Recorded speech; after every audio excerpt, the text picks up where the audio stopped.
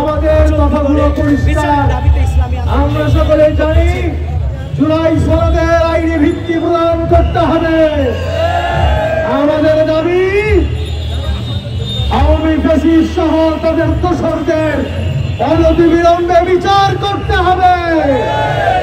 আমাদের দাবি সংসদে ব্যালেন্স অফ পাওয়ার করবার জন্য আগামী দিনে নিম্নকক্ষে পিআর সিস্টেমে নির্বাচন হতে হবে।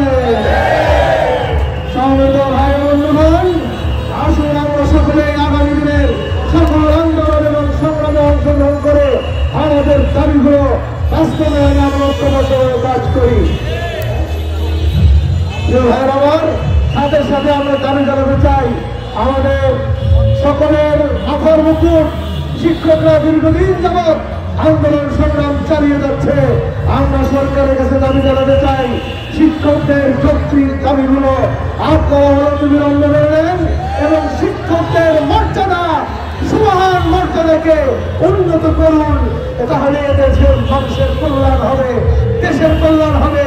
জাতি হিসাবে আমরা মাথা উঁচু করে দাঁড়াতে পারবো। আল্লাহুম্মা আমিন।